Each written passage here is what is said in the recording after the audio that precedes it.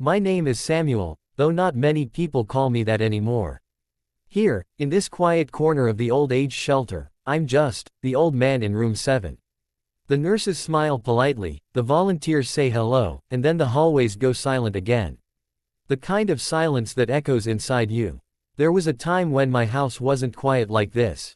It was filled with laughter, small footsteps running down the hallway, the smell of pancakes on a Sunday morning, the voice of my wife humming to the radio.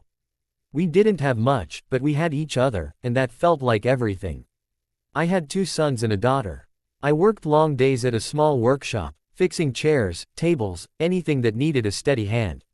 My wife, Margaret, used to say, "You give life back to broken things." She never knew how right she was, until the day she was gone, and I was left trying to fix a life that couldn't be repaired. She died quietly one morning, holding my hand. She said she was tired, but her smile looked peaceful. That was 15 years ago. I thought my children would help me through it. For a while, they did. They visited, brought food, called every Sunday. But life has a way of pulling people apart, first slowly, then all at once. One by one, their visits stopped. The calls became shorter. Then they became excuses. "Dad, we're busy this week." "Dad, the kids have school." "Dad, we'll come next month."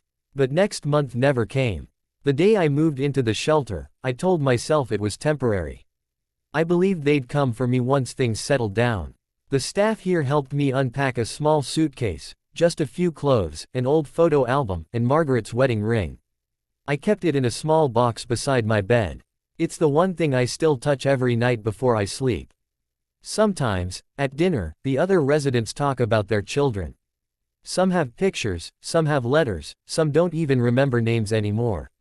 We sit there, sharing our pieces of the past, like puzzle parts that no longer fit anywhere.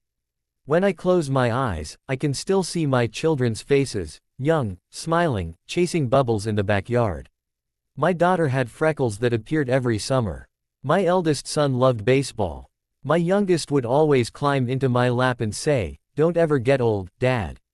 I wish I could tell him how hard I tried. The seasons change here, you can feel it through the cold glass window beside my bed. Spring brings the smell of rain and lilacs from the garden. Autumn brings the rustle of dry leaves. Winter brings silence. That's when loneliness sits beside me like an old friend who never leaves. Sometimes, I imagine what it would be like if they walked through that door right now. Would I recognize them? Would they recognize me? Would they see their father, or just a frail old man who's too much trouble to take home? I don't hate them. No, hate is too heavy to carry at this age. I just miss them. I miss being needed. I miss being someone's reason to smile. Last Christmas, a volunteer asked me what gift I wanted. I told her, a visit. Just a visit. She smiled sadly and said she'd see what she could do. But no one came. I watched the snow fall through the window that night, whispering their names to the cold glass as if the wind could carry my voice to them. Sometimes, I talk to Margaret. I know she's gone, but I still whisper to her when the lights go out. I tell her about my day, how the soup tasted, how the nurse laughed, how the children still haven't called. I tell her I'm tired, too. Maybe soon, I'll rest beside her.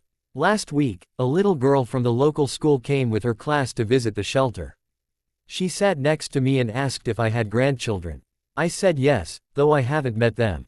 She held my hand and said, "Maybe they miss you too." I smiled and nodded, but deep inside, I wondered, did they even know I'm still alive? There's a photo of me and Margaret on our wedding day, black and white, slightly faded. She looked beautiful in her simple white dress. I was nervous, but I couldn't stop smiling. That photo sits beside my bed, and every morning, it's the first thing I see. It reminds me that once, I was loved deeply. Once, I wasn't alone. Every night, I pray not for a miracle, but for forgiveness, for whatever made my children turn away. Maybe I worked too much. Maybe I failed to say, "I love you," enough. Maybe time simply changed us all. If they ever hear this story, I want them to know, I never stopped waiting. My heart still remembers the sound of their laughter. My hands still remember how it felt to hold theirs. And my soul still believes that family never truly disappears. It just forgets the way back home sometimes. The world outside keeps moving fast. People chase dreams, money, and time, not realizing that one day, they'll be sitting where I am, wishing for one more conversation, one more hug, one more, "I love you, Dad." Until that day comes, I'll keep talking. I'll keep remembering. Because memories are all I have left, and maybe, just maybe, they're enough to keep an old heart alive. So, if you're watching this, call your parents. Visit them. Listen to their stories before time takes them away. Because someday, you might find yourself sitting in a room like mine, holding on to memories that can't hug you back.